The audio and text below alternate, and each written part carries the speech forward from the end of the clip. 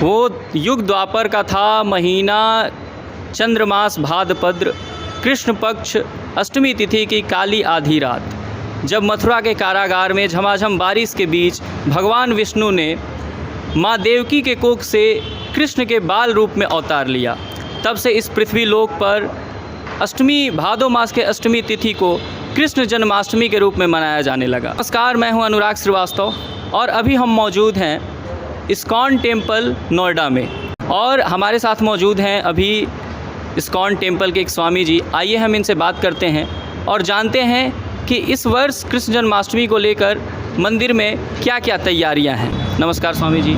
हरे कृष्णा। तो जैसा हरे कि कृष्णा।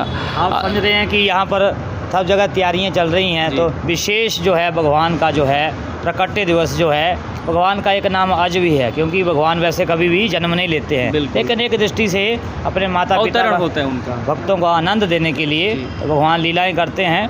तो यहाँ पर जो है कोविड के बाद से जो है जन्माष्टमी इस बार, पिछले साल भी कम से कम कोई 4-5 लाख लोग आए थे, इस बार अंदाज़ा है कि 6 से 8 लाख लोग जो है सिर्फ इस मंदिर में जी नोएडा में, और उसके लिए सारी व्यवस्थाएं की गई हैं। हमारा सिक्योरिटी है, पुलिस है, पूरा उसका प्रबंध होता है। कहाँ गेट पार्किंग है, उधर सामने से अडोक के पास हमारी जो है पब्लिकली पार्किंग है, साथ में पीछे वीवीआईपी लोग आते हैं, उनका पार्किंग है, साथ में मेडिकल है, सामने स्टॉल लगेंगे, तो यहाँ वहाँ से एंट्री है, उसकी साइड से बैक साइड भी एंट्री है।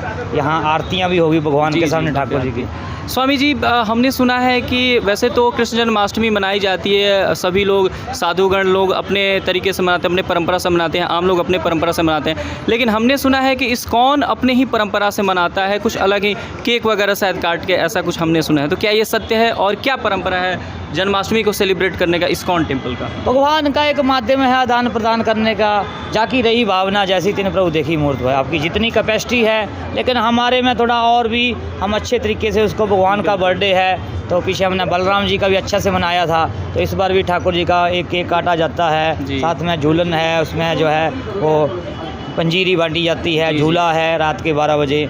तो ऐसे इस तरह जितना हो सके हमें करना चाहिए। भगवान का तो भगवान का जन्मोत्सव है, तो खुशी के साथ जितनी खुशी हो सके उतनी साथ में, और यथाशक्ति यथाभक्ति के भाव से मनानी चाहिए।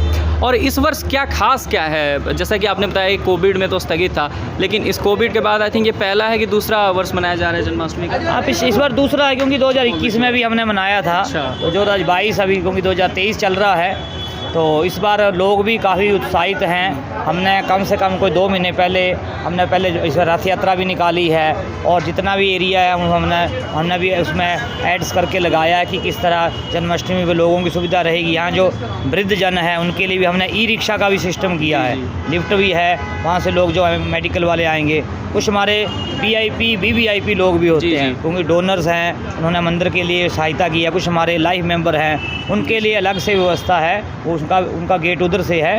बाकी प्रसादम जो है वो सुबह से बांटा जाएगा, प्रसादम जो है नीचे इधर बाहर भी बांटा जाएगा, पैकेट्स में भी बांटा जाएगा, ताकि सभी को, पीछे शू स्टॉल है, एक लग और सारी। और अगर मैं चाहूँ कि यहाँ आने वाले दर्शकों को एक दिशा निर्देश मिल जाए, एक निर्देश मिल जाए कि किस प्रकार की व्यवस्थाएं और क्या क्रम क्या होगा व्यवस्थाओं का, तो अगर आप बता पाएँ हमारे दर्शकों। थोड़ा सा ऐसे है कि सुबह दर्शन तो 4:30 बजे मंगल आरती से शुरू हो जाएंगे, तो उसमें मेन एंट्री वहीं से है, तो धीरे धीरे लोग यहाँ तक आएंगे, ठाकुर जी के सामने दर्शन करेंगे। यहीं पंडाल होगा, यहाँ से अपना कुछ गार्लैंड है, कुछ ऑफरिंग है, या कुछ अपना भोगा खरीद सकते हैं, वहाँ भोगा ऑफरिंग होगा। दूसरी साइड में उनको भोग दिया जाएगा, वहीं से वो आरती प्लेट भी कर सकते हैं। इसके नीचे जो है भगवान ठाकुर जी का अभिषेक चल रहा होगा, जो कि 10 से 5 बजे तक, तो वो अभिषेक कर सकते हैं ठाकुर जी का।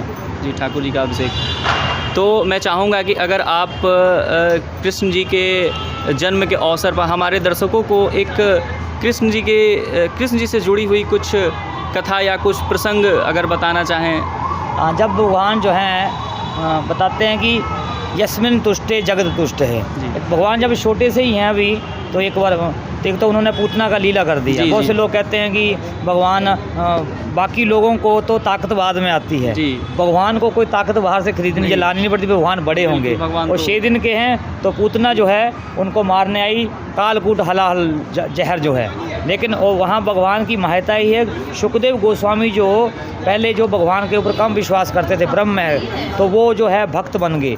उन्होंने जब ये सुना, अहो बकीयम स्तन कालकूटम झंगा साया पायत अपी साध्वी, वो साध्वी नहीं है, लेकिन जो यशोदा माँ को दर्जा दिया उन्होंने, वही उनको भी जो नर्स के रूप में, दाई की माता के रूप में उन्होंने माँ ही स्वीकार किया।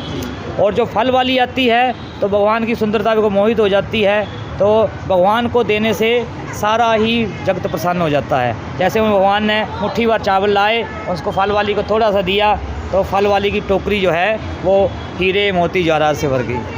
स्वामी जी, अभी हमने आपका नाम नहीं जाना। राधिका वल्लभ दास है। राधिका वल्लभ दास स्वामी जी हमारे साथ हैं और इन्होंने बताया कि क्या क्या तैयारियां हैं इस्कॉन टेम्पल में कृष्ण जन्माष्टमी को लेकर। बहुत अच्छा लगा स्वामी जी आपसे बात करके, बहुत बहुत धन्यवाद। हरे कृष्ण। आप भी आइए सभी उस दिन। बिल्कुल बिल्कुल। तो भगवान के लिए हरे कृष्ण। तो अभी हमने स्वामी जी से जाना कि इस्कॉन टेम्पल में कृष्ण जन्माष्टमी को लेकर क्या क्या तैयारियाँ की गई हैं। हमारे साथ ऐसे ही और जानकारियों के लिए बने रहिए। मैं अनुराग श्रीवास्तव, कैमरा पर्सन कृष्णा के साथ।